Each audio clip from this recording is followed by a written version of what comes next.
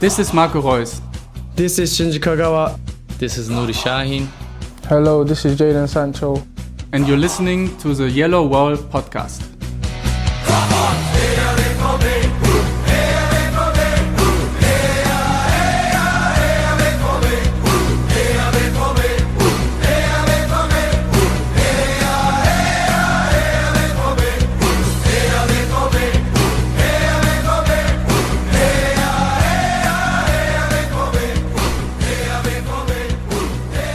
Hello and welcome to episode 390 of the Yellowwallpod. I'm your host Stefan Butzko, and today we have a jam-packed episode. We will talk about Borussia Dortmund's 4-3 win in Leverkusen.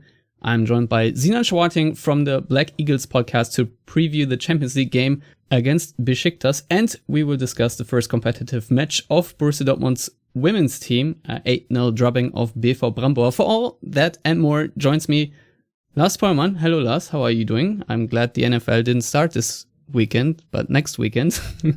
No, they did start, Stefan, and I'm man enough to talk about the Patriots' defeat at the hands of the Miami Dolphins, which was self-inflicted, I might add. Well, that's very nice for you. We will not discuss the Green Bay Packers, though.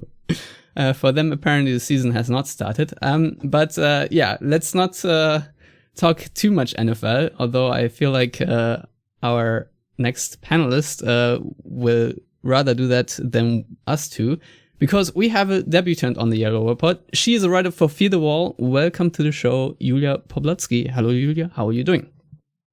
Hi, I'm good. How are you? And yes, I would love to talk about the Eagles. That was a great win.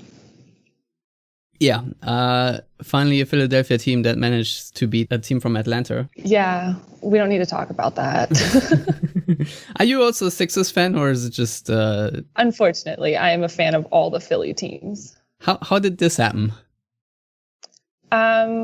I moved to Delaware as a young kid, and because my family was Germany, I had to be a fan of some American teams so I can fit it with my friends, and Philly just happened, regrettably, unfortunately. Right. So right now you're sitting in North Dakota, probably one of like 8 people.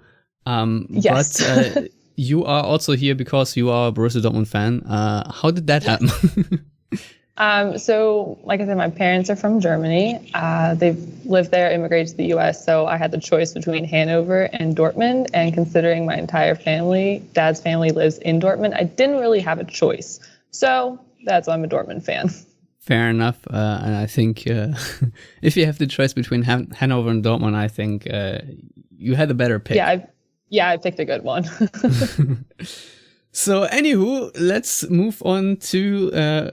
the 7-goal thriller, if you want to call it that, against Bayer Leverkusen. Dortmund were trailing 3 times, but in the end, they were the somewhat maybe lucky winners. I don't know how you want to describe this. Now, so it was a very messy game. What are your initial takeaways? I mean, the same as always against Leverkusen. At this point, I'm thoroughly convinced these two sides are unable to have a normal match against each other. Even though I guess the final match day of last season wasn't too spectacular in the grand scheme of things, but typically, in looking at the number of goals scored in this fixture, it seems that Dortmund and Leverkusen are pretty well matched over the last few years, especially in these one-off encounters. I think obviously Dortmund have a bit of an upper leg against Leverkusen over the length of an entire season, but whenever they meet each other on the pitch, it seems like Leverkusen have some sort of attacking juice that is not good for Dortmund's defense, and vice versa. So I guess if there's such a thing as a truly neutral fan, that's kind of a fixture to watch. But even though this was a 7-goal thriller, as you pointed out, or as you called it, I wouldn't necessarily say it was like a classic or one of the matches of the season, which some people have claimed, because for that there were too many mistakes on both sides. Leverkusen's goals a bit too lucky in my opinion. I mean, obviously single game expected goals don't make much sense, but if you look at them in this instance, Leverkusen really didn't do enough to score 3 goals, and Gregor Kobel didn't do enough to concede 3 goals, but that's what happened. And ultimately, I think even though I guess some of the circumstances were ultimately in Dortmund's favor, with especially the penalty that Reus won off Kosunu. I mean, obviously was a penalty, but still that isn't always given as a penalty. I would say that Dortmund were deserved winners because over the balance of 90 minutes, they were the team that did more for the game, if that makes sense. Yeah, I mean, they were leading in possession and all kinds of other funny stats.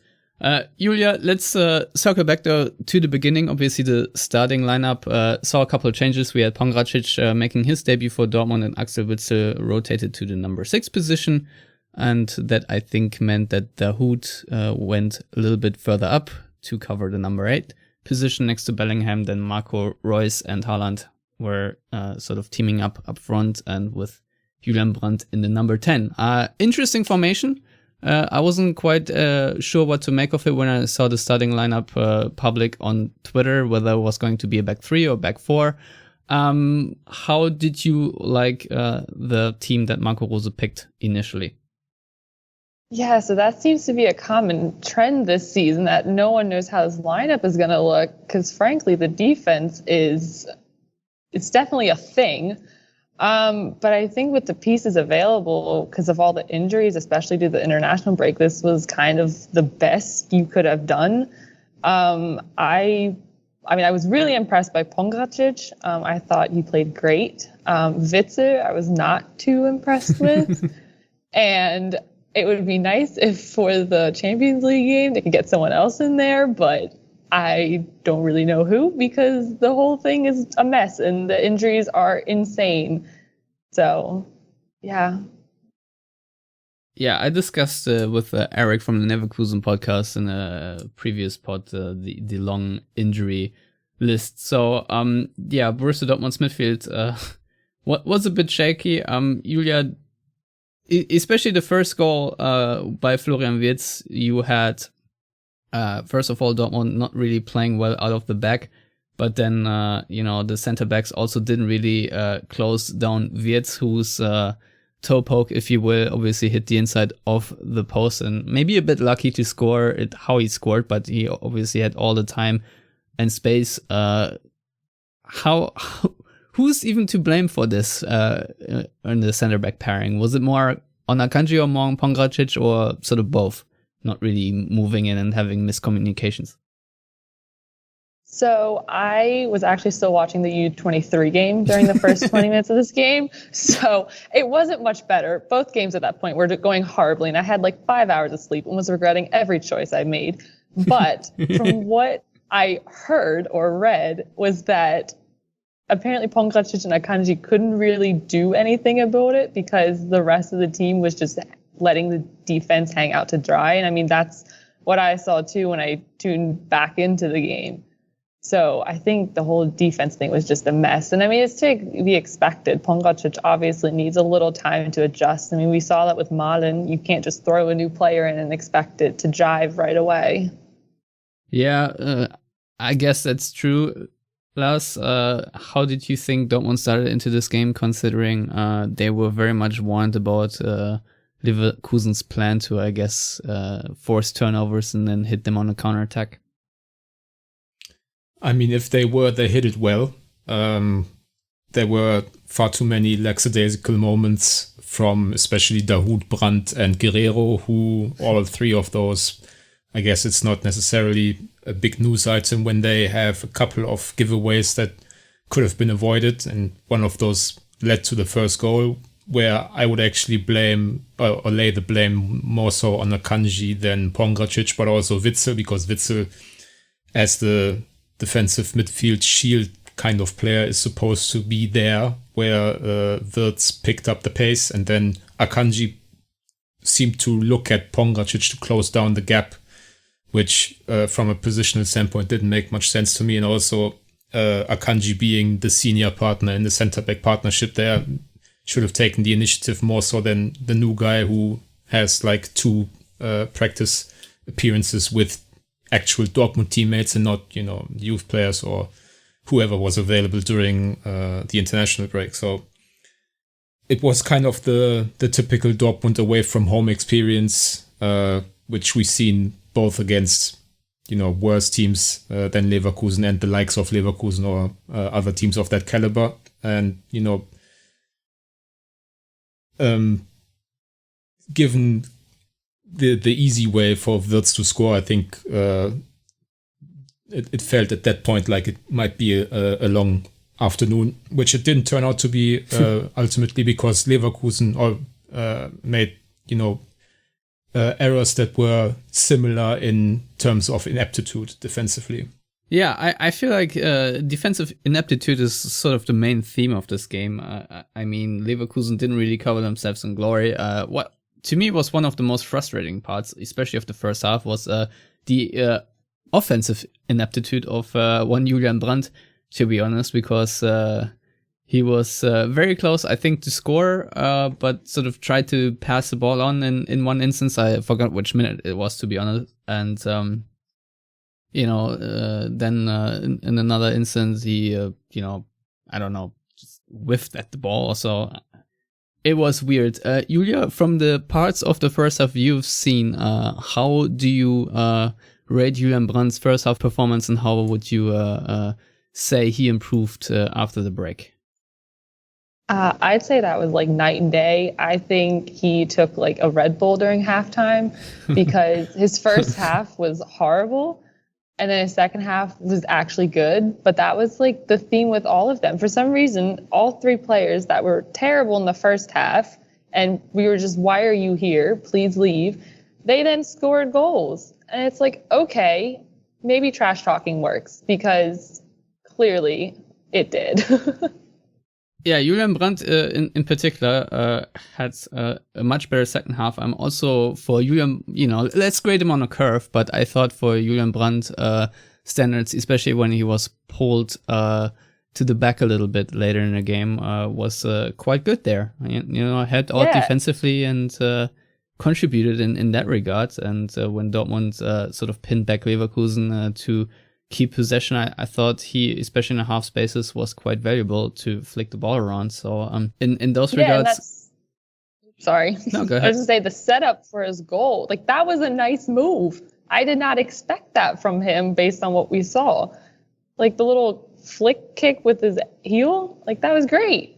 Yeah, it almost looked accidental if you ask me, but yeah, that too. But I'm gonna pretend like it was on purpose so that it just is even better. it very well might have. I mean, I cannot look directly into the heads of the players, but before we talk about the equalizer, which one? Let's talk about the other equalizer, because Lars, I know you always play down your memory of things, but I still think yours is better than mine. Maybe you can recall for me circa the last time Borussia Dortmund scored a goal like they did in the 37th minute, where we had a cross and a header leading to a goal. In this case, it was Meunier and Haaland teaming up. Very nice header too, against the inside of the post yet again. Feel like this happened quite a lot in this game. Lars, I've caught you enough time now. Maybe there's a play you remember like this from, I don't know, a long time ago maybe? Because I don't recall Dortmund scoring too many of those goals. No, I don't either, and kind of makes sense considering Meunier, not necessarily the greatest crosser in the world. Hakimi didn't really used to, ping in high crosses. He was more the kind of player to run towards the touchline or goal line and play a back pass. And Guerrero, obviously, not the kind of dynamism that would usually put him in a position where he would, cross the ball. And also Haaland really improved his heading off the ball over the summer, I feel. Not only with his goal, but also the assist that wasn't for Bellingham.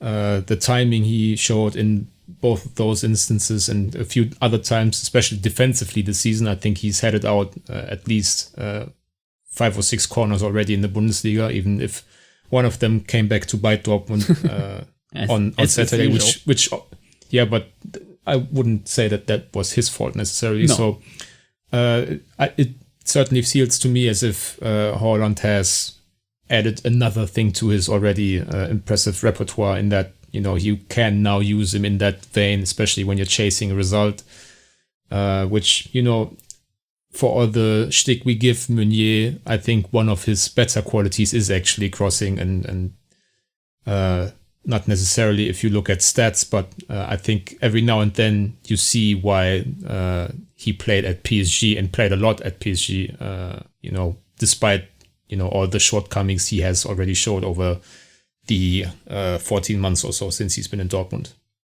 Yeah, also the cross that would have been the 2-1 for Dortmund that ultimately was scored by Bellingham also featured a nice Meunier cross. Let's talk about this goal a little bit.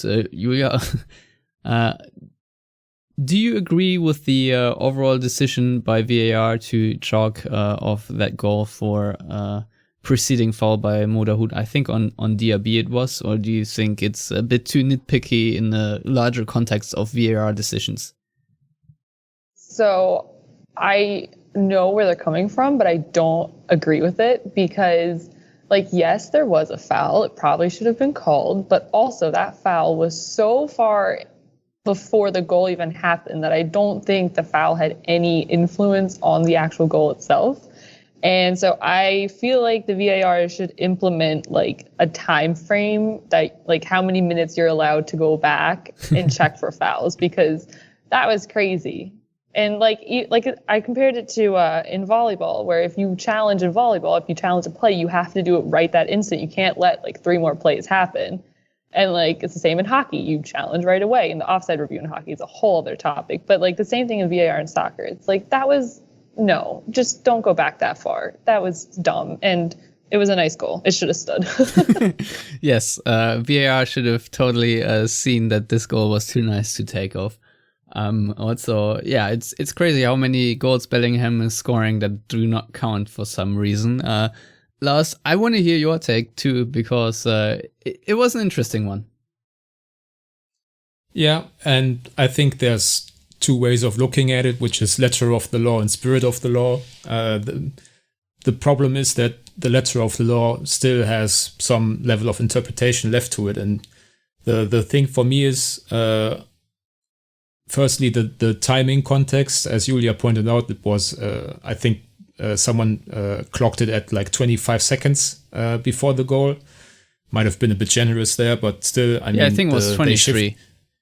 They shifted the entire play towards the other wing, so that is one aspect to consider. And also Leverkusen had a touch of the ball, and Kosunu, I think, failed to clear, but you could still make the point. And for example, Thorsten Kienhöfer, a former Bundesliga referee, has made the point that would constitute a new situation in which the foul by Dahoud, which is undeniably a foul, no longer should be taken into account. And I certainly agree with that, just because, 23, 25, whatever seconds, that doesn't really have any bearing on what happened afterwards.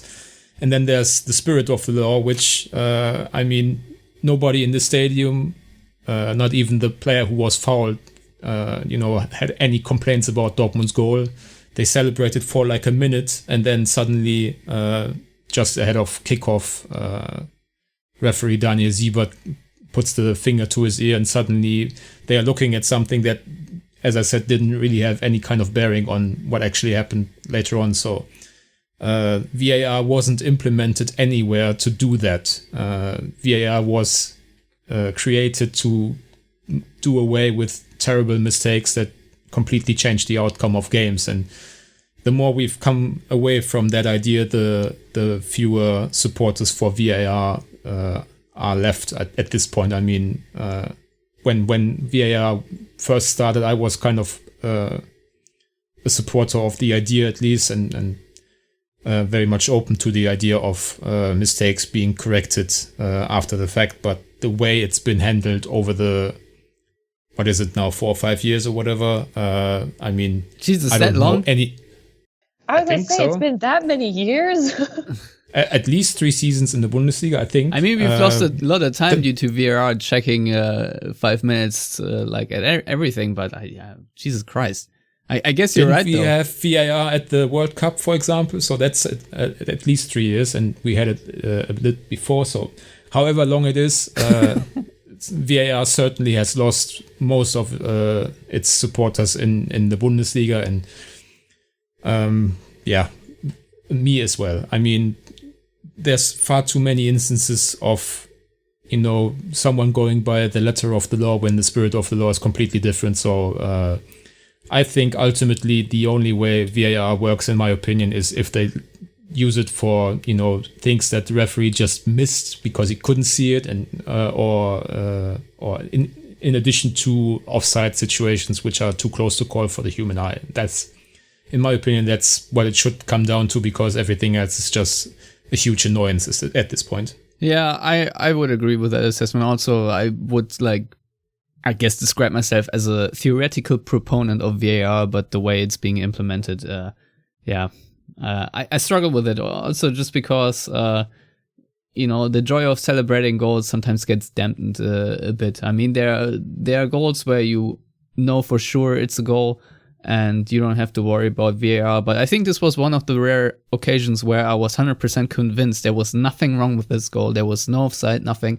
And all of a sudden it doesn't stand. And I was a bit surprised as well. But I mean, in the end, Dortmund also got some VAR help. But before that, of course, Julian Brandt did sort of lose a ball. I don't know to who, whether it was Demir Bay or so. And just before the break, Patrick Schick scored, which obviously was a big momentum swing if you look at that in the context of Dortmund's goal not being given. It was very petty, saying, well, if you want to look at the way Marco Reus was pulled before he passed the ball to Brandt, and maybe you can see and spot a little foul there as well and chalk it off. But the main criticism, I guess, for the goal by Schick is simply the fact that Dortmund's backtracking, Restraumverteidigung, if you will, in German, it's just rather sucky right now, and it needs to improve dramatically, I would say, or they will be leaking a ton more goals going forward. But Julia, we've already discussed sort of the equalizer after halftime.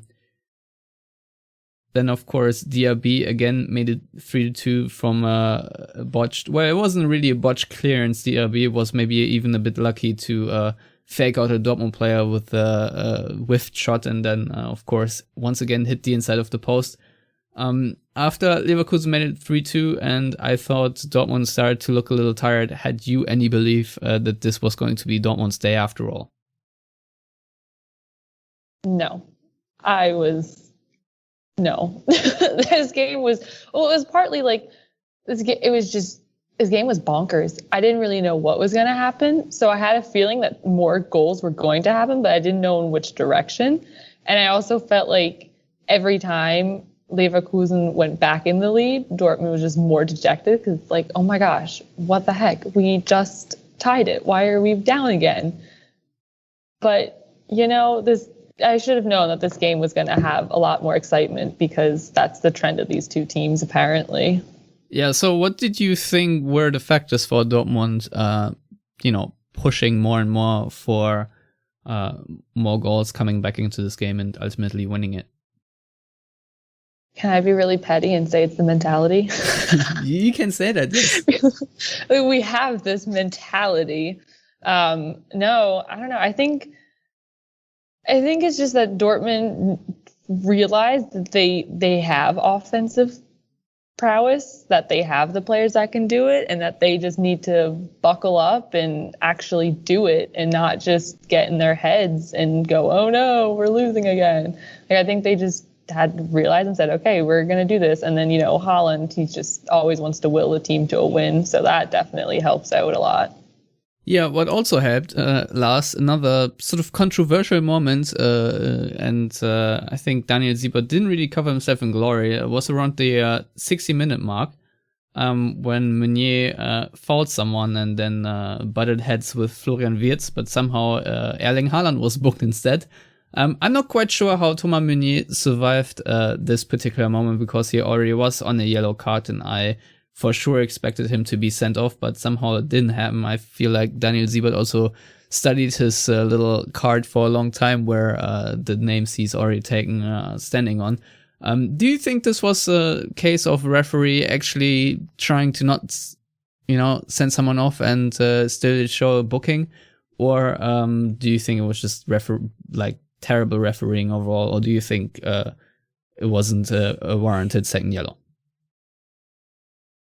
I mean, the first two can be combined, I think. Yeah, I realized that those were not mutually exclusive as I said it, but yes. Yeah. I think it was a fairly obvious mistake not to send off Meunier.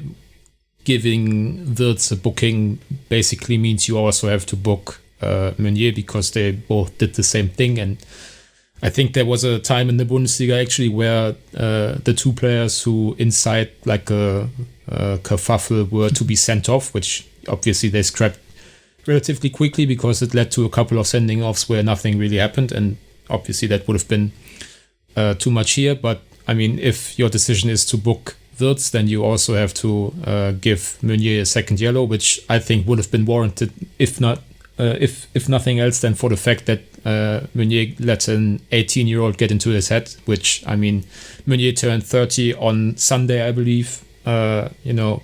Just act like you've been there. I mean, you are a Belgium international. You are a multiple French champion, Belgian champion, whatever. I mean. We can say what we want about Meunier, but he has a pretty impressive CV, so he shouldn't let a teenager get into his head so much.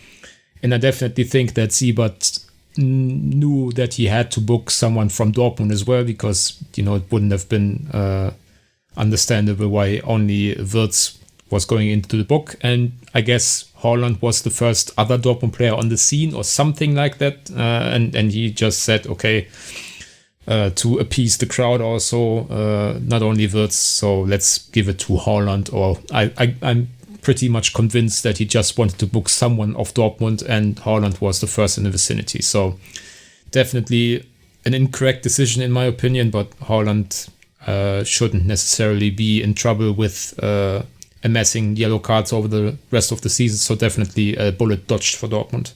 Yeah, totally. And then, of course, Dortmund were a bit lucky to receive a free kick on that foul on Julian Brandt. And then, Lars, I'll hand this over to you again. A beautiful goal by Rafael Guerreiro.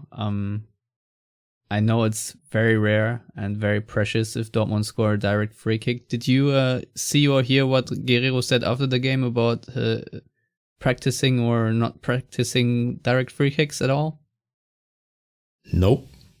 Well, he said, and you can listen to it on TV, BVB, whatever it's called, where he sort of described that he used to train free kicks 3 or 4 years ago, but no longer does it. And I think the quote is he's now saving those for the game. So with that in mind, how happy are you, A, that he has been scoring this one, and B, that, it's probably not going to be replicated anytime soon due to the lack of training? I mean, if he scores once without training, there's no reason why he shouldn't score twice or thrice without training. Actually, I think it's only the second free kick I've seen, free kick goal of Guerreiro's I've seen, and the first one came on Portugal duty in 2016 before he signed for Dortmund in like a pre-Euros friendly. So yeah, I remember watching this on YouTube and being like, oh great, we're signing a player that can score free kick goals. That was his very first one for Dortmund, right? No, it was for Portugal, as I just said, Stefan. No, I mean the one in against. Oh, this one, yeah. I guess so. I mean, I also don't really remember him taking too many, because obviously Marco Reus considers himself to be a bit of a specialist as well, and used to score a couple here and there back in the day, but really hasn't too much of late. But then, Sancho had his attempts, and Akanji. Other players as well. Akanji didn't have the worst ones, to be fair. But I think it's actually the first scored by a left-footed player since Marcel Schmelzer, who scored, I think, against Nuremberg and Karlsruhe in the cup way back when, in terms of free kicks. But yeah, The thing with Guerrero is actually I don't think his performance deserved a great goal that he did score. I mean, he was arguably the weakest link. His lackadaisicalness in possession and also his lack of tracking back was a huge issue for Dortmund and might become a even bigger issue going forward if Mats Hummels is left-sided centre-back, because Hummels cannot cover all the ground that Guerrero is always leaving open. So in a weird way, I think Guerrero, despite being one of the smartest and best footballers on the team, is probably one of the worst fits for the way Marco Rose wants to play. So I wouldn't actually be super shocked if Nico Schulz got a bit of playing time when he comes back, even though Guerrero will be at pretty much full health, unless, he injures himself in international duty again. Yeah, well said. So I was texting back and forth with Abel Messeros, who was at the game, and around the 60th, 65th minute or so, I was noting how I thought tired Dortmund did look, and then he replied to me that Leverkusen actually do look more tired. Maybe I just don't have that much of an eye for it, but Julia, what did happen was a change. We introduced Daniel Mahlen for Axel Witsel. I guess that helped. When he was on the ball, I thought he was actually doing an okay job for a substitute. But then, of course, we had moments later, I would say, that penalty call. Do you think there's any discussion of whether it was a penalty or not? I think there could be a discussion about that. It's funny, it's so split. Some people think it's absolutely a penalty and some think it's absolutely not one. It's definitely, Kicker described it well with umstritten, so like, I don't even know, discussed. I don't know. Because he did. Yes, controversial. Thank you. Definitely did hit Reus in the face and make him bleed, which is a penalty, but at the same time, your hand moves, and with momentum, maybe it's accidental. So I think that was just another moment where the ref had a difficult decision to make and would be yelled at by, regardless of which decision he would make in the end. But, it worked out well for Dortmund, and I was pretty sure that Haaland was going to miss it because, you always say the ball don't lie. And so I was convinced that Haaland was going to miss it because it was a bad call, but he didn't. So clearly it was a correct decision because the ball doesn't lie. Yeah. I don't know how I would come down to it, but usually I would just measure it with the Lars Pollmann rule of how stupid are you to deserve this. And I think Kusano, it wasn't the smartest move. Let's put it this way. Lars, are you applying your own rule as well there? I don't think I have to, because A, you just did it, and B, I don't see this decision as controversial whatsoever. There's forcible contact to the head of your opponent, and it doesn't matter if that's on your own volition or involuntarily. If you knock someone in the face like that, shielding the ball, you don't even have to engage with Reus anyway. The ball is going out.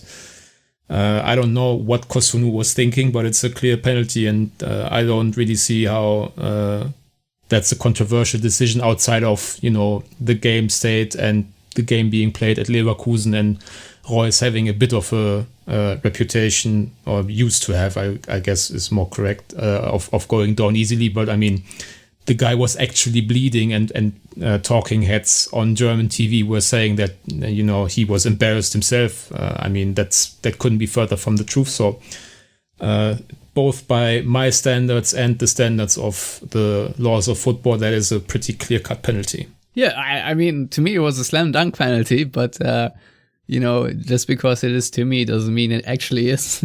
I might be biased every now and then, but if you cut Marco Reus open, then I think that should constitute a penalty. As silly as it was, but I really like this aspect of this particular game because it showed us, even though Dortmund often on the road managed to choke, Bayer Leverkusen are pretty big chokers themselves, and this was a classic incident of choke. So Yeah, and you, Lars, you said earlier that Haaland worked on his headers. I also think he did work on his penalties because that was a very well-struck penalty. I mean, Radetzky did guess the right corner, but still went in. And then, Julia, I leave this one to you. On a scale of 1 to 10, how epic was that celebration? And would you admonish anyone for breaching COVID protocol by maybe taking sips out of cups? No, that was a 10 full send. Great celebration. Awesome catch. Nothing wrong with that. You got to have fun. He spit it out. It's fine. It's fine. Well, I feel like in a COVID world, it gives me a couple of trepidations, to be honest. But overall, I thought the celebration was really cool. And now, actually, like after the goal, I think this is maybe my favorite part of the game, actually. Just because I think other than Lucas Alario forcing a save of Gregor Kobel, there weren't many. Well, actually, there weren't any chances at all in my book afterwards. And Lucas Alario had this chance in the 80th minute, and we had 6 minutes of added time. So Lars, Dortmund did close out the game with the introduction of Mats Hummels and Marius Wolf at some point. What did you make of the sort of protecting the lead scenario of Dortmund after taking the lead for the first time in the 77th minute? Yeah, I liked it. I think they were proactive.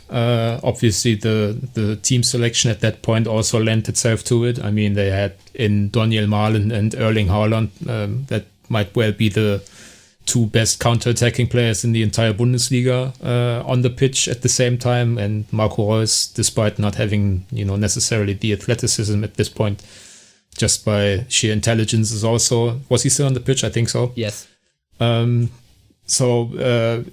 They had that threat at all times. Obviously, Leverkusen, as you and Abel discussed, apparently kind of were lacking a bit in terms of their freshness, which after an international break and after this kind of game, which has a lot of influence on your body and your mind, is somewhat understandable. I think it made sense for Dortmund not to bring Hummels on as an extra defender, but rather for Pongracic, keeping him as the right-sided centre-back, which Hummels usually doesn't like to play, but made sense in this context. Yeah, I think it was a pretty smart way of defending a lead, but also, as you kind of alluded to, outside of that one Alario chance where Dortmund was still caught out in, lacking Restverteidigung, at least Kobel got to make a save. I mean, he had a good game and still was beaten 3 times. Other than that, it was fairly easy, and that was mostly down to, I think, the threat that Dortmund posed at all times. Yeah, certainly. But Marius Wolf even had the chance to make it 5 goals and pretty much put the game away. So they were closer to putting the icing on the cake than Leverkusen were to getting back into it, I think, after that Alario chance. Yeah, I think this is my biggest positive takeaway. Julia, who impressed you in that stage of the game? Please say Wolf. Yeah. I mean, so last season I did a loan series article for FearTheWall, and I was getting so bored because none of them were doing anything, and so I was super disappointed by Wolf, and I don't know why they got him back, but it was great. It was fine. He did good, and I'm very proud of him because he no longer disappoints me. So that's very good. He gets a gold star. Yeah, I don't know. Maybe he would have gotten that without the karate chop against DRB. Yeah, that's fine. That was fine. A little silly. It was okay. But sometimes you just have to do it. He did waste a lot of time just borrowing the ball around the corner flag, something that Daniel Mahlen attempted a couple of minutes beforehand and it didn't go so well. So, kudos for the late game shithousery that Dortmund, I think, pulled off. And with that, they are now sitting in 3rd place in the Bundesliga. Wolfsburg still first, Bayern are second, and Dortmund are level on points with Mainz. But of course, Dortmund are also in 3rd place if you switch the table around and look at the goals against column, which is 9, about as many as Stuttgart have conceded. Only Hertha and Fürth are worse. Lars, this is obviously the greatest worry that Dortmund have, that they're averaging above 2 goals per games that they concede. Do you see this changing anytime soon, that Dortmund somehow find a way to shut up at the back, shut out opponents, etc.? I mean, are you asking me whether they will concede more than 70 goals this season? No, I don't think so. I mean, for all the issues defensively that they certainly have showed, I think you also have to give credit to the opposition, and Dortmund played some pretty decent attacking teams. I mean, Frankfurt haven't scored too much this season, but we all know that they have a lot of attacking prowess even after losing a couple of important players over the last few years. Hoffenheim is kind of their bogey team. Freiburg has had a strong start to the season, and now Leverkusen, obviously at home. I think Leverkusen were kind of arguably the best Bundesliga side up to this point, even better than Wolfsburg. So taking that into account, obviously Dortmund have shipped a few goals too many, but you then also have to take into account that Dortmund played with Axel Witsel as a center back, and then with a guy who probably isn't on first name basis with all his new teammates in Pongracic. So how did you like them, by the way? Julia was happy with his performance, so was I, to be honest, apart from maybe the first goal where it was a bit awkward, but blame more on Akanji than him. But overall, first 80 minutes or so, 85. Yeah, I think in that situation you have to look at it in sort of a vacuum, and in a vacuum I was very impressed with Pongracic. I mean, he looked so confident for a player who doesn't really have a lot of mileage in the Bundesliga over the last few months, being buried on the depth chart of Wolfsburg behind Lacroix and Brooks. That's not necessarily like an indictment on his qualities, especially Lacroix, who Dortmund were rumored to be interested in as well. He was confident. He was strong in duels. I mean, the way Schick tried to win penalties off him, that was kind of funny almost, because he just kind of bounced against the wall and went down. And also Pongracic did well in possession, I thought, moving up a bit, andribbeln, as we say in German, for center backs. That's a very important quality to have. And I definitely am intrigued going forward. And I thought before the game, actually, when the lineup came out, that it kind of looked like a back three setup, but obviously with them not having enough time to practice over the international break with a lot of players not there, that didn't make sense. But I wouldn't be shocked if at some point in the relatively near future we see a back three with Akanji on the left, Hummels in the middle, Pongracic on the right, and using Meunier and Schulz or Guerrero in somewhat more natural positions. So yeah, I was also convinced by his first performance and pleasantly surprised. And going back to your initial question, I think once things settle down in terms of personnel defensively, I think it's fairly likely that they are not going to keep on conceding more than 2 goals a game. But I think there's also a case to be made that the setup Rose seems to prefer in the diamond with the personnel Dortmund have available. I mean, Witzel is definitely not much of a shield defensively, and Dahoud is a bit error prone in that position. That lends itself to Dortmund shipping a couple of goals too many, but as long as they score more, I think that's something they can afford, and they have the human cheat code in Erling Haaland. So for now, that's good enough, I guess.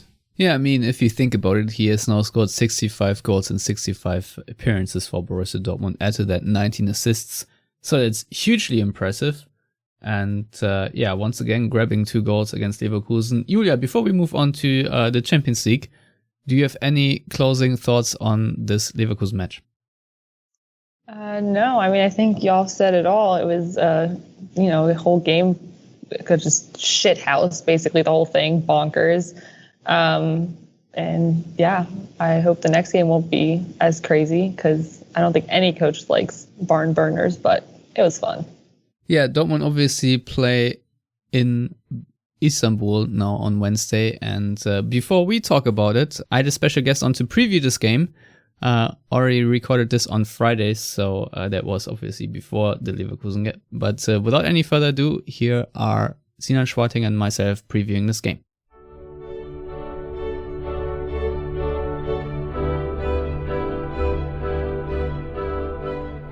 And now it's time for the UEFA Champions League. As promised, I have a very special guest for the preview of Wednesday's game. The kickoff in Istanbul at the Vodafone Park will be 6:45 Central European Summertime. And I'm very much looking forward to a cracking atmosphere against Besiktas, the team from Pot 4. And to preview this game with me, I am joined by Sinan Schwarting from Besiktas International, host of the Black Eagles podcast. Sinan, welcome to the show. How are you doing? Good. Hello, everyone. Thank you for having me on. First of all, great pleasure. An honor. Absolutely. For everyone who didn't witness it, Besiktas became Turkish champions in a very dramatic fashion. I think it was just like on goal difference, right? You had one goal. The goal difference was one goal better than the one of Galatasaray. How nerve-wracking was that? It was insane. I mean, first of all, especially because we went into the year assuming it was going to be kind of a wash. We had a couple of sort of struggling, difficult years leading into it. We didn't make any real flashy transfers, it had seemed. The big moves were Valentin Rosier from Sporting, actually, who's in our group, and Rachid Ghazal, who had sort of flopped at Leicester. And we got him on like the very last day. I honestly was expecting like third or fourth place on the year and was hoping we could compete for a European spot somehow.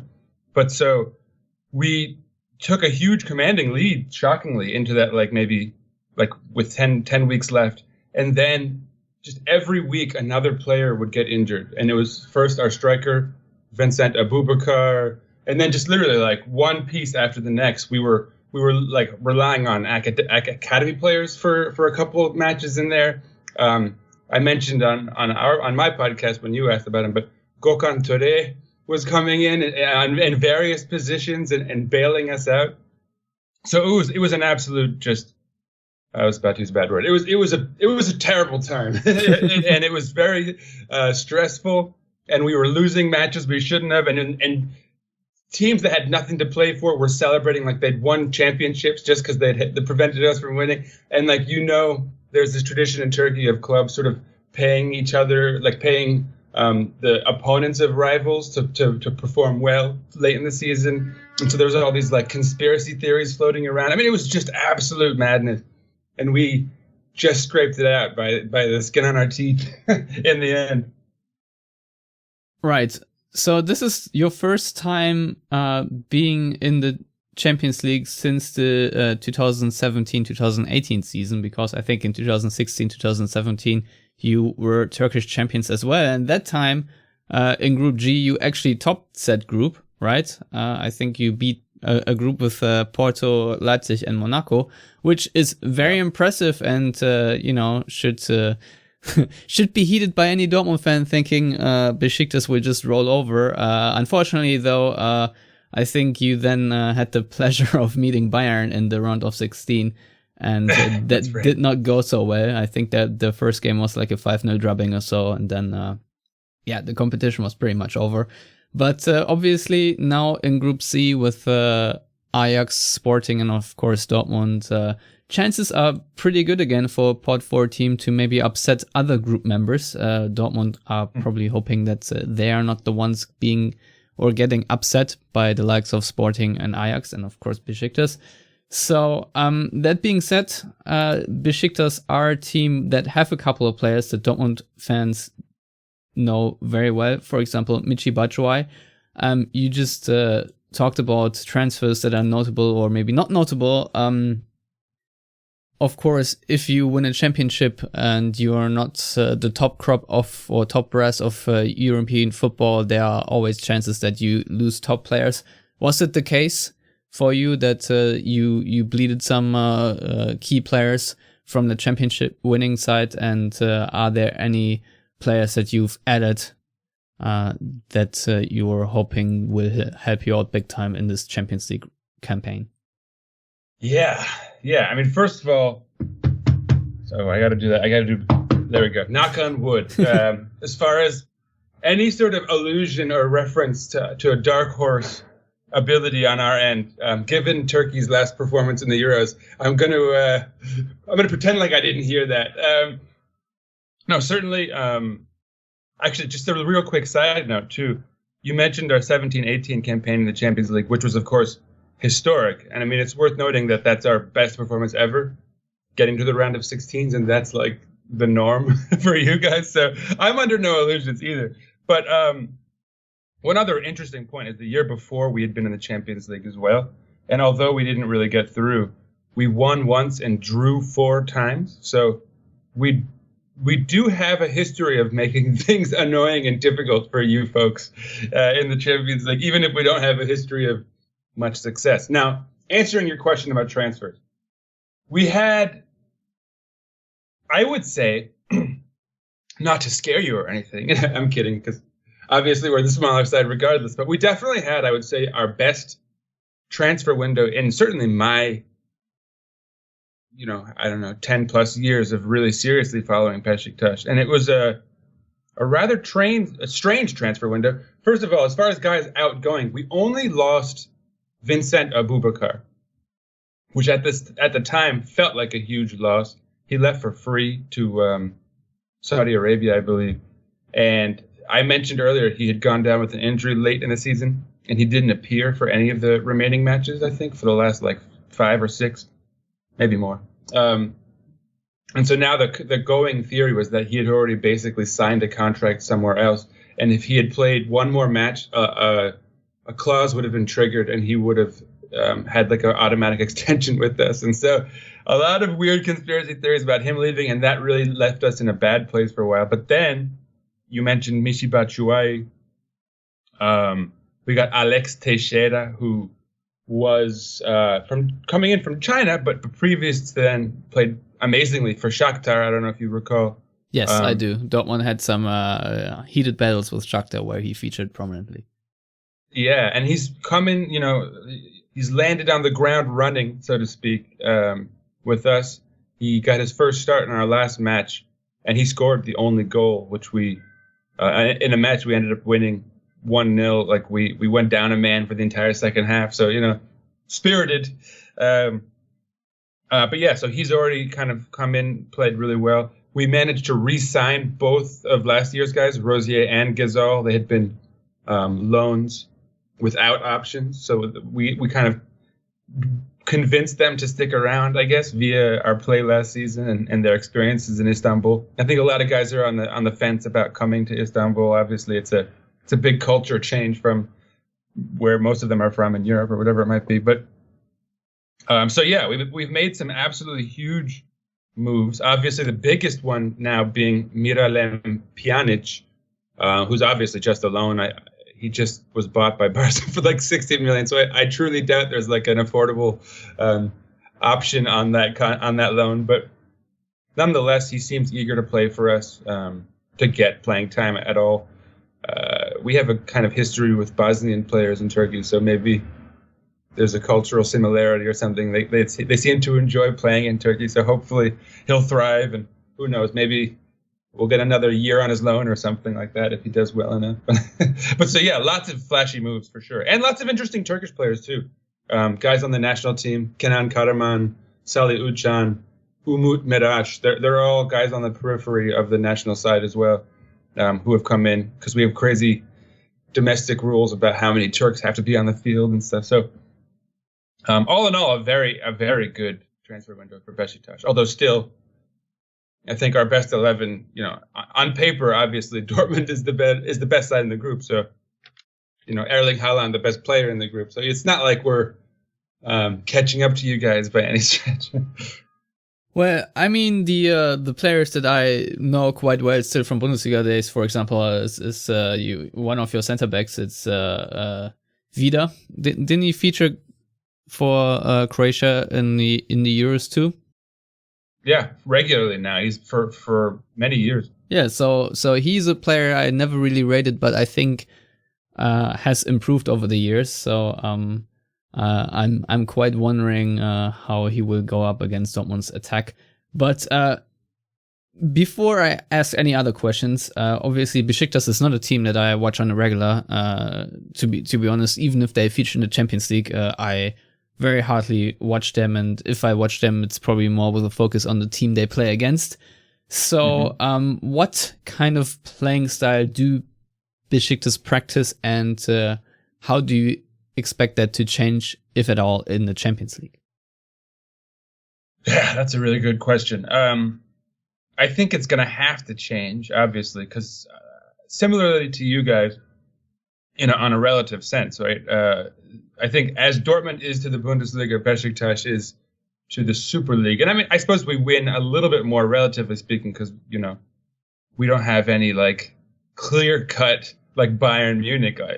Between Fener and Galatasaray, they sort of take that mantle. Fenerbahce, excuse me. And, on the other hand, I think in recent years, we're threatening the mantle, or threatening to take the mantle, I guess. So we've had some really good years. Obviously, you guys have had some great years in the Bundesliga too. Don't get me wrong. But so yeah, we are typically a dominant side in Turkey, and against most domestic sides, we play a very possession heavy game. Fairly fluid in attack historically. Obviously, this year there's a lot of question marks because we have so many new pieces in the attack. So, it still remains a question if we can put it all together, if it's going to mesh and gel, especially in time for Wednesday. They've had one start as a full unit, and this was in our last league match. And hopefully they'll get the chance again this coming Saturday. We're playing against a side named Yeni Malatyaspor. If anyone's interested, I think it's on at 1 o'clock here in the eastern coast of the United States. So check your local listings. But yeah, I mean, you'll see, I think that's a good example of the kind of football we play in the league. We should be the dominant side. We should be very dominant as far as possession and hopefully fluid in attack. Michy Batshuayi he hasn't found the back of the net yet, but he's been very fluid in connecting players and helping the midfield advance forward. We spend a lot of time in the opponent's end of the half. But obviously it's going to be quite different against higher competition.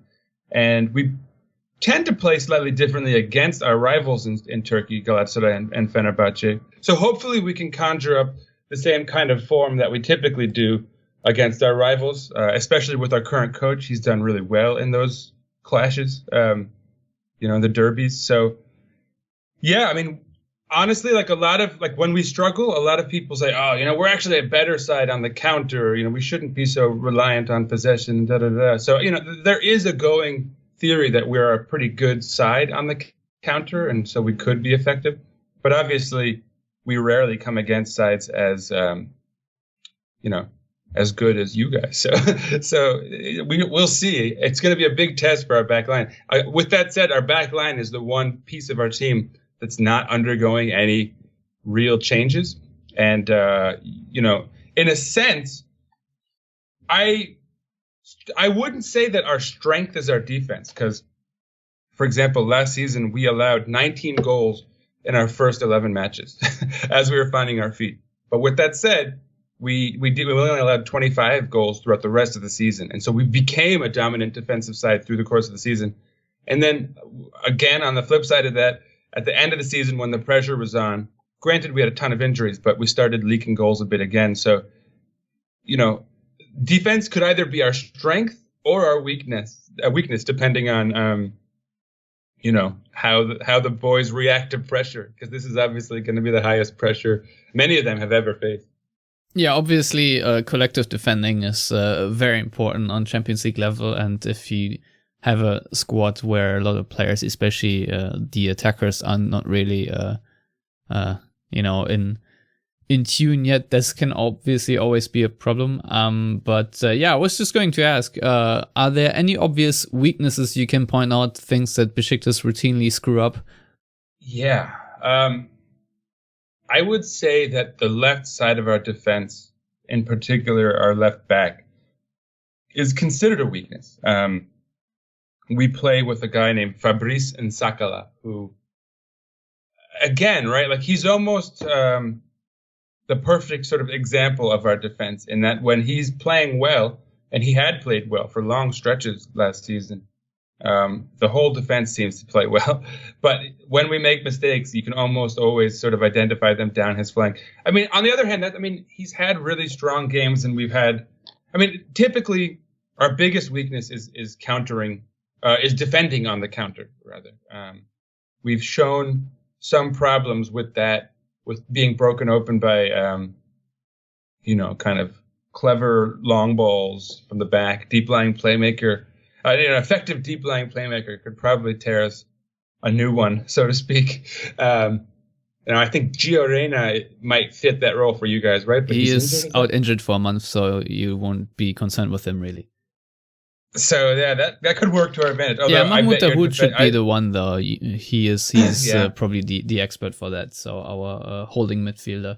But yeah, I mean, if I look at your defense, Vida's 32 years old, Wellington is 32 years old, and Sakala is 31 years old. So I'm not surprised that a lack of pace is a thing there, is a theme.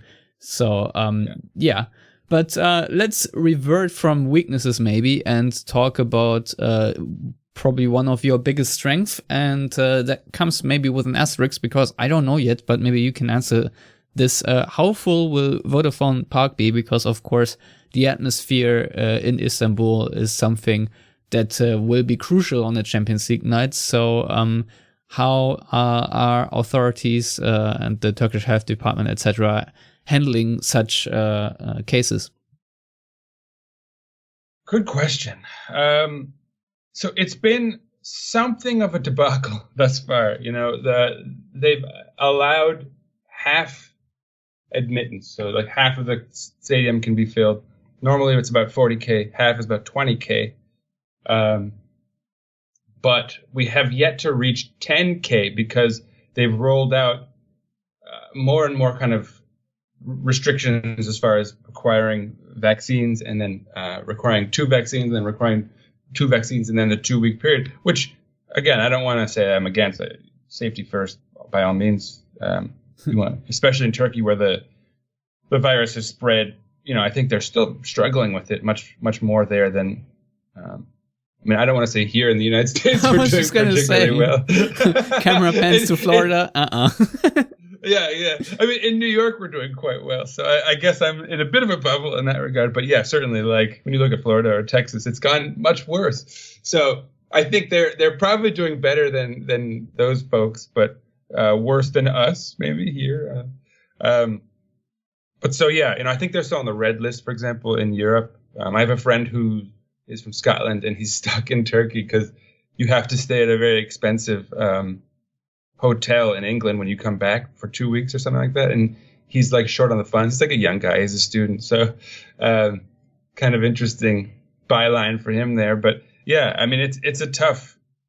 But so, I mean, in theory, I think we could have 20K fans. And if we do that, I think 20,000 Besiktas fans can make a lot of noise. And I know, like, Timo Werner, right? He had like a headache because of our fans once. And hopefully, I mean, I don't think it'll get to that level. Although, what's the max capacity on the Champions League night, just for context? I couldn't tell you the answer to that. I don't know if we're restricting to half because of those regulations, or if that's local. To be honest, I haven't. No, but really I mean, if there weren't any that restrictions, what would be the capacity? So yeah, it's above 40,000, 42,590. So it's a sizable stadium, relatively speaking. But yeah, so at only half, it's 21,000 or something like that. So I mean, still though, it should be a very loud 21,000. We have a very loud supporting group called Charsha, who has like been bumped up in the stadium to a more prominent position, maybe because to fill the void or whatever it is. So hopefully they'll be able to put on some noise for you guys, but it won't be the full extent, I guess. That's your benefit. Yeah, well, I mean, it will be the same in the Westfalenstadion, so I think everyone has that sort of disadvantage a little bit, but even, at half capacity, I think you can create an atmosphere which should be okay for Champions League night. Obviously, it's always something special, and especially if you're Besiktas and you do not have it every year, then it's even more special. So, I'm really looking forward to this game. Are there any injury concerns you guys have? Asking for Dortmund, who right now are plagued with injuries. I mean, it looked like we might. I think so. So Alex Teixeira was a little hobbled, but he's he's completely re-entered training. He was training on the side for a day or two, but he's now even with the team. So I think, I guess we'll see on Saturday, tomorrow, from when we're recording. But we'll see on Saturday if he starts or if they bring him in just to sort of get him going again. But that could be one concern. I think Kyle Larin, who is our left winger, might have injured himself with the Canadian national team in their sort of successful little stint here. I'm not sure if you're aware, but Canada might make the World Cup. And we have two guys from the national team on our side, in Kyle Larin and Atiba Hutchinson. Larin, though, I think might have been injured in this last stint, so he might not be available to us. He's sort of, he's not always the starter. We also have Georges Cavin and Kudu. They kind of alternate, so that's not like a terrible loss for us, but nonetheless, obviously you want to be full strength against Dortmund. Kyle Larin scored 18 goals for us last season, I think offhand. So it's a bit of a loss, no doubt about it. But on the other hand, we didn't have Michy Batshuayi and Alex Teixeira and stuff. So, those are the guys we'd probably look to for scoring now anyway. So no major losses. You mentioned you have some, huh? Yeah. There's a very long list, and I hope it hasn't become longer since today, since we're recording before the game against Leverkusen. So obviously there could still potentially some injuries added to that, but I think that's a nice way to wrap things up. I'll ask you for scoreline prediction, if you don't mind, and then if you have anything to plug or just want to say where people can follow you on Twitter or subscribe to your podcast, you have the mic. Wrap it all up. Sure. Well, first of all, I want to start by thanking you for having me on. And I didn't really expound much on this, but for your listeners, I think it's worth mentioning, as a Besiktas fan, quarter German through my history and all that, I'm not like I don't know a ton about the Bundesliga. It's only just becoming available for us to watch here in the United States, which I look forward to. But historically, Dortmund has been my favorite side in Germany. And I'm not just saying that because I'm on your podcast. I really love the kind of reputation they have, the history they have of developing players and kind of being intelligent with scouting. And, in this tide of oil magnates and, Americans and stuff buying clubs and running them into the ground and using them as like doll playthings, basically. I've always really appreciated clubs like Dortmund, Ajax. It's a little humbling, to be honest, to face both of you guys. Two clubs that have historically done it the right way.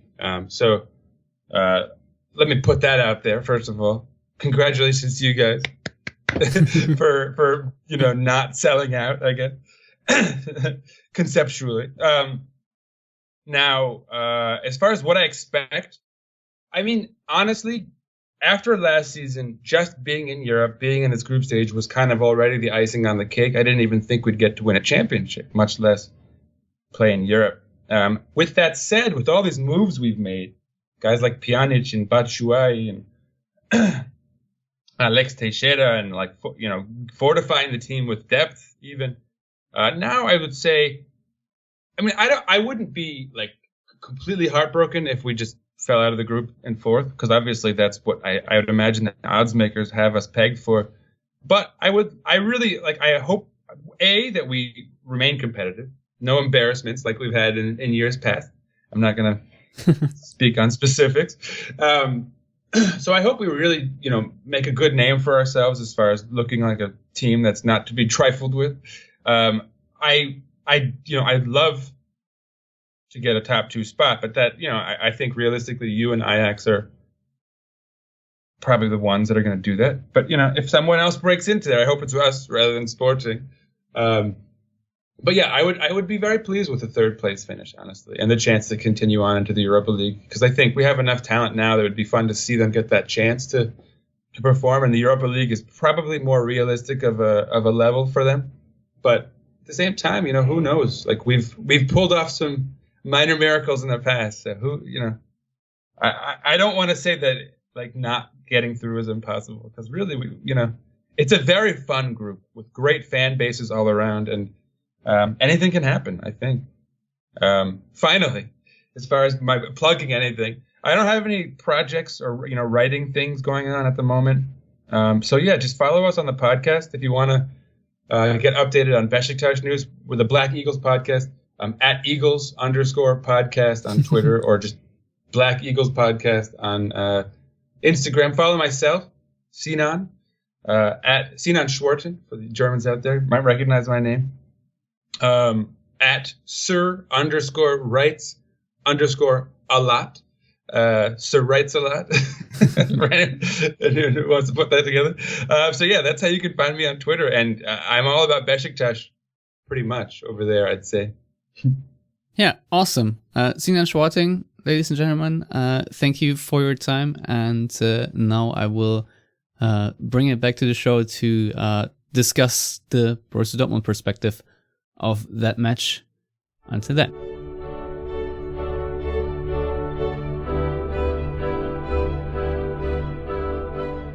And we're back. It's the Lars Pollmann, Julian Poblotzki, and Stefan Butzko here at the Yellowwallpod.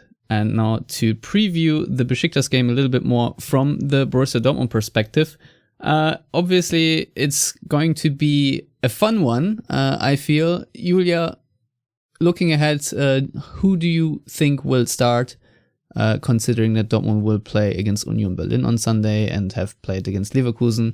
Do you think this is a must-win for Dortmund since it's a Pot 4 team, or do you think it's not a must-win because Istanbul can be scary sometimes?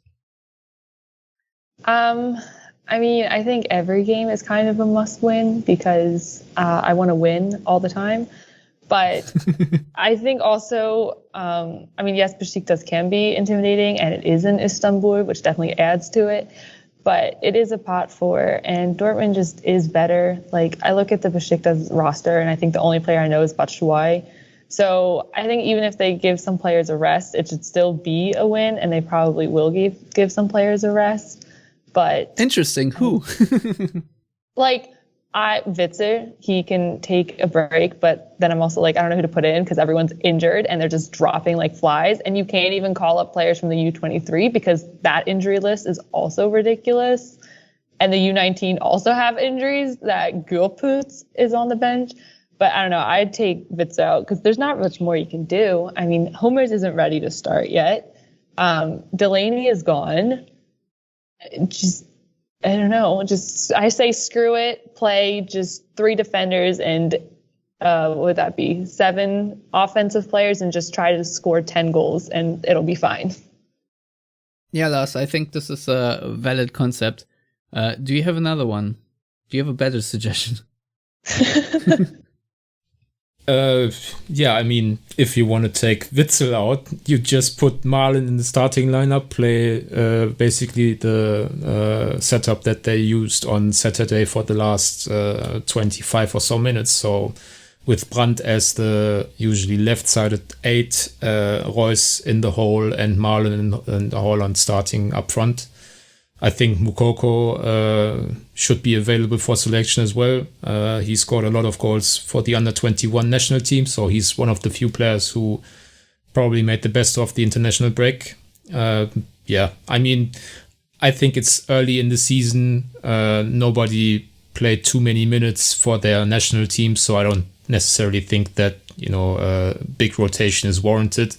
I think if you look at the Union game, Union obviously play in the UEFA or Europe Conference League or however that is called. So for Union, it's the first real international game ever, the first Englische Woche ever. So, I don't necessarily know how when they played their playoff games to actually qualify for this. But I mean, it's the first group stage game of the club's history, and given all that, I don't know that necessarily you have to take that into account in the middle of September. So any changes would be, minuscule. So maybe Witzel out just because you like Dahoud better as the defensive midfielder in the diamond.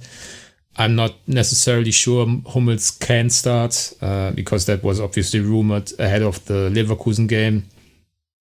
And take it from there. I think the fear factor for Istanbul, I think that's a bit overblown. I mean, Timo Werner having trouble in front of the Besiktas crowd is one thing, but now it's a COVID crowd, so I'm pretty sure it's not going to be full capacity. And even so, Dortmund players are used to a bit more noise than Timo Werner and Leipzig players, so I'm not necessarily convinced that Dortmund will, be scared of anything Besiktas can do to them. And ultimately, it's an away game in the Champions League, so I would be hesitant to call it a must-win. And looking back at last year, I think they lost the Champions League opener away to Lazio and still didn't have too many issues making it out of the group. And this group isn't, stronger than last year's, I would argue. So I'm kind of a bit more relaxed than, a lot of other people will probably be. But that might also just be down to my not necessarily thinking the Champions League is the be-all, end-all. Yeah, also, you're saying this with the resting pulse now on a Monday. We'll see how that notion will change once the ball is rolling at Vodafone Park. Julia, I don't really have too many other things to say on this game because I don't know what the team news necessarily will be. Are there aspects of Dortmund you want to see and don't want to see in this particular game? Do you want them to, for example, show a certain maturity like they did in the later stages of the Leverkusen match and, try to sort of play a very calm performance, or do you think they should go out and really pressure Besiktas from the get-go and play a high-octane football? I just don't want them to be defensively stupid like they were at the start of the Leverkusen game. That would be a good thing. And then I think it's just seeing what Besiktas does. Like if Besiktas sits back, then yeah, Dortmund can go and attack them. But I mean, keeping the game calm is always the best idea. Make sure you're in control. But if the game elevates to just being, like another shithouse game like the Leverkusen was, then they definitely should counter that. So I think it's just sit back, see what Besiktas does, and then just match them because I know they can. So they should just do it and win, and easy peasy, lemon squeezy. All right, fair enough. So it's time for scoreline predictions now. Lars, you may go first. How do you think the game on Wednesday night will end? I mean, I'm positive I know two players of Besiktas, Batshuayi and Miralem Pjanic. You also know Gökhan Töre. Yeah, I do. Okay, it's 3 now. But I wasn't sure because I didn't know he played for Besiktas. So, I mean, I think you also know Teixeira because Dortmund faced him when he was still at Shakhtar. Okay, Stefan. Do you just want to give me the team news for them, or can I make my point now? Which is any prediction I make will be taken out of my ass. So I'm going for a 1-1 draw. All right, let's disinfect that first. Julia? My first thought was a 2-1 win, and the one goal will be by Batshuayi because, of course, it would be. Well, I mean, after I was a big proponent for the curse of the X going into the Leverkusen game, it would be very stupid to not pick a Batshuayi goal, but nevertheless, I'm going for a 2-0 win for Dortmund. And I don't know why, contrary to all the evidence at hand, that I think we'll see a mature performance and Dortmund taking just care of business and then moving on to the Union game. But moving on is also right because there's another game we have to discuss, and it was the very first competitive fixture for Borussia Dortmund Frauen. And I'm very glad this was an instant success. I mean, firstly, I think we can just discuss that there were 1,625 visitors in the Stadio Rote Erde, and that I think on this weekend was the female football game with the most people in attendance in Germany. So that's a really good success. It was obviously an 8-0 win against BV Brambauer, who I think are also a newly founded team. Julia, you wrote about this game for FearTheWall and have watched the full 90 minutes. So have I, only real life to be honest, but nevertheless, it was a fun game, very dominant. What can you report from this first match? Yeah, so BV Brambauer, they are a new team, but they were new 2 years ago. So they just haven't played a competitive match because of a pandemic. So new in apostrophes, but, you know, pretty much. And yeah, I mean, it was a great game. So obviously I watched some of the women's friendlies games too, when they were leading up in their training camp and stuff, and how they've improved in their cohesiveness and their communication and how passes are actually making it to their players. It's improved a lot, and it's really nice to see. And I mean, you could expect that Dortmund rolls over some of these teams simply because most of their roster comes from higher levels. But I mean, even still, you know, mistakes happen. But what I enjoyed most about the game is that I lost count of how many corners there were, because there were like 10 corners for Dortmund in the first 20 minutes, and I think we were well into the mid 20s by the end of the first half, and I think by the end of the game there were like definitely like 30 or 40 corners. It was ridiculous. But good practice. And defensively, Dortmund was also really good. Brambauer didn't have a single shot on goal, not even a shot. The only touches that the goalie Schröer had were when there was a back pass to her. So, I mean, all in all, it was a great game. Lots of chances. Of course, Ann-Kathrin Lau scored. I don't think you could keep her off the score sheet for a long time. It was good to see the captain, dissect. She got a goal too, which is very deserved. She's a very steady presence. And I think a shout out also goes out to Hannah Grossmann, who she's 17 and she scored, I believe it was 2 goals, and she almost had another one. So just all in all, great performance. Really happy that it was a win, because a loss would be really sad. And I'm looking forward to their Kreispokal match and then the rest of the season. Yeah, it's interesting that Dortmund, I think they're mostly streaming the home games, because it might be a little tricky to also stream away games, but nevertheless, I thought the stream was really well done. I actually, when I watched it real life, I didn't watch the Twitch stream, but sort of the stream they streamed on Twitch, if that makes sense. I was watching the Soccer Watch stream too. Yeah. Which is really nice, nicely done. Obviously there wasn't any commentary, but I don't think that's really necessary. I mean, you obviously want to hear a bit of background information, because in case like me, I don't know most of these players yet, to be honest. But Anna Zabel did score the first goal, the first competitive goal, which I guess is historic. Yes. In the nature. She did grab a brace, actually, because she also scored the 7-0 before Lisa Kleemann scored the 8-0 right at the death of the game. And I don't think Hannah Grossmann scored a brace. But I just looked again. It was only 1 goal. I remembered that wrong. There were 2 braces, though. Vanessa Heim, it was her birthday, and she scored 2 goals. So that was a great birthday for her, I bet. Yeah, and there were some amazing goals as well. Especially the curlers from distance were really fun to watch. Oh, yeah. Mm-hmm. So obviously Dortmund are starting in Kreisliga A Gruppe 2. I don't even know what division that exactly is, Lars. You are maybe a bit more in tune with how German amateur football works than I do. Do you know how to sort of count up the divisions you have to go through until you are at the very top of the Bundesliga in Frauenfußball? Putting you on the spot here if you don't know, but I'm sorry. There's the Bundesliga, the first division. There's a second Bundesliga, second division. There is, I think, a Regionalliga as the third division.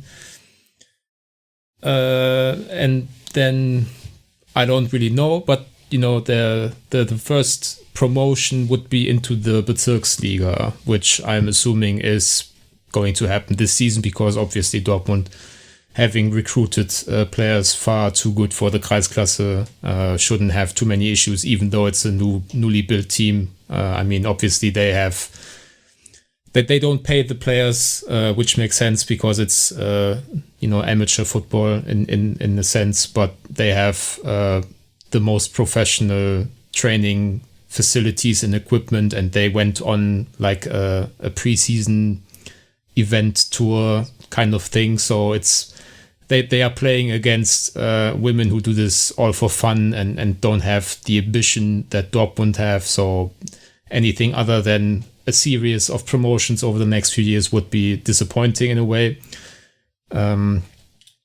Actually, I was one of the when the club had this survey Umfrage.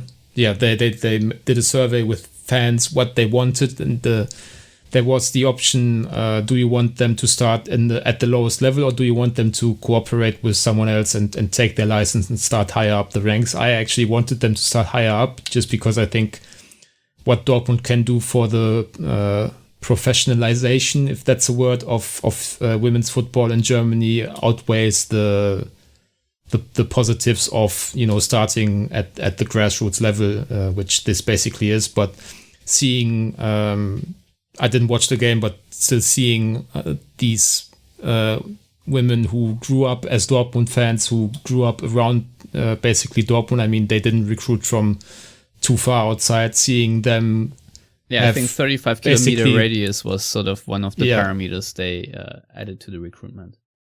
And basically these women and girls, they live out the dream that we all had. I think everybody who's listening and talking on this show basically means we are Dortmund fans in one way or another. And when we were young, we all had the dreams of wearing black and yellow and scoring goals for this club. So it's just great to see that finally, after so much effort from the organized fan scene, who deserve all the credit for it and not the club, it's just great to see that finally Dortmund have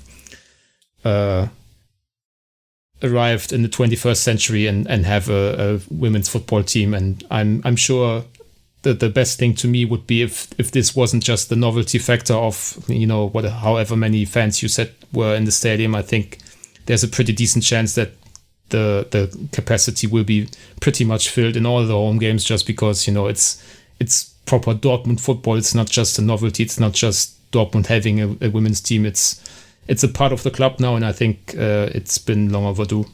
Yeah, I mean, they are going to invest. I think Ruhrnachrichten broke it today. The club will invest. I don't know if it's in partnership with the city or just Dortmund, but they will invest about 2 million euros into Stadion Rote Erde to modernize the pitch, meaning, I don't know what Rasenheizung means in English, but heated grass. Yeah, sort of. Something that usually only like Minnesota would have.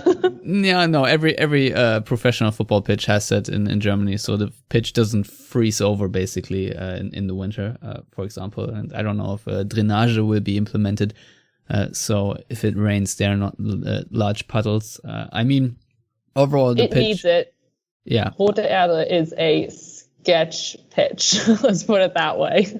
Yeah, I mean, I've ran across that field many times because when I was a kid, I did track and field, and many of those tournaments were held at that stadium. Oh yeah, my dad was a decathlete in Dortmund. He did all the levels with all the trophies, and he tells me horror stories about that track and the grass and how just beat up it all is.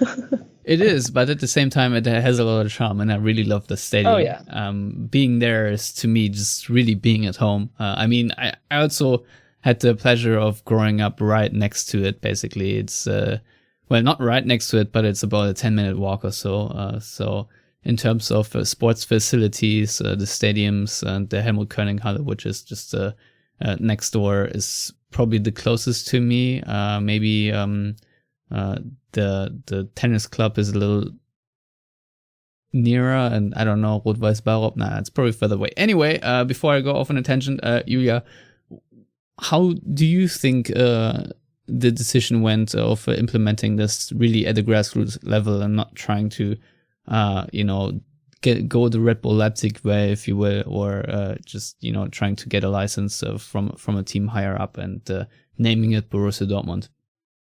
Yeah, I was going to mention Leipzig and say that, I mean, of course, it's completely understandable that Dortmund would want to start at a bit of a higher level just because you draw more people in and you can do more, but it was also have some serious Leipzig vibes, and we don't want that because that's just a whole mess. And so I do think it is a good decision to start at the bottom, really work your way up. I just really hope that the hype around this team lasts. I mean, I think it will go down a little bit just because this was the first game. But I feel like because it is Borussia Dortmund, that the hype around the women's team will last them through this, what I think they said 10 years until they make it to the Bundesliga. Working up the 8 tiers, I hope that the hype stays there and that the fans will keep coming to the games even when, there's crappy weather in the middle of November and it's not as nice as it was yesterday. So I understand why I started at the bottom. I like that they started at the bottom.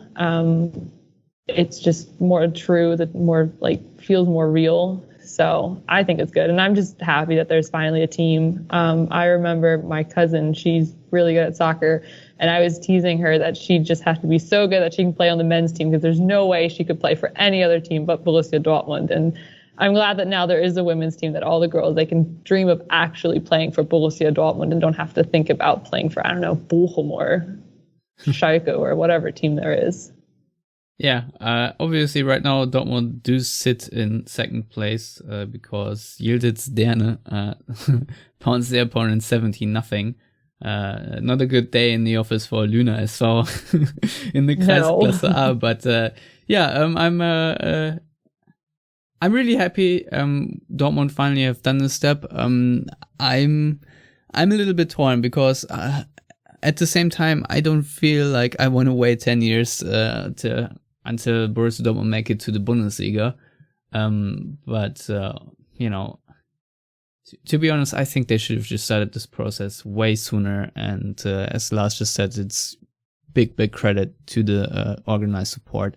And I feel like Dortmund really had to be dragged by the ears or toes or heels or whatever you call them to get this kicked off. So if you want to hear more about that, please give Julia a follow. Julia, what is your Twitter account?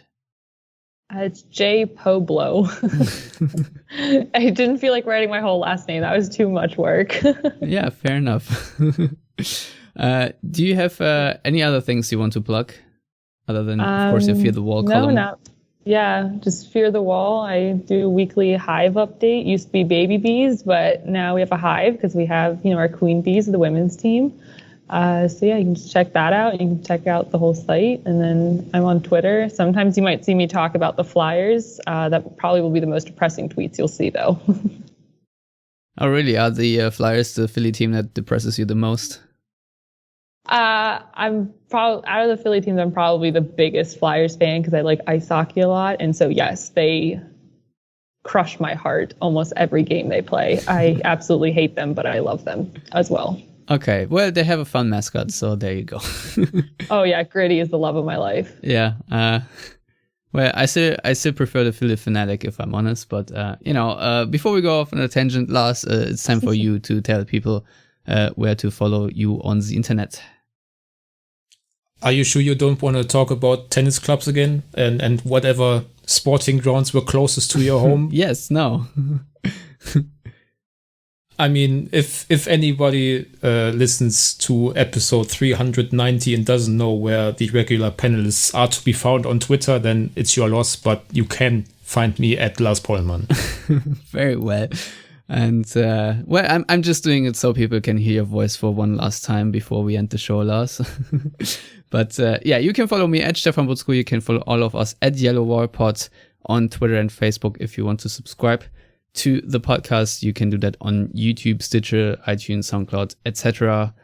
Wherever you can get podcasts. And if you can't find it where you want it to find, then just, drop me a DM or whatever, and I'll try to fix that. And if you want to contribute financially after such a long-winded episode, go to patreon.com/theyellowwall. My thanks once again go out to Julia for making her Yellowwallpod debut, and of course to you, dear listeners, for tuning in yet again. And we shall be back with a review of the Besiktas game and a preview of the Union Building game. Until then, goodbye.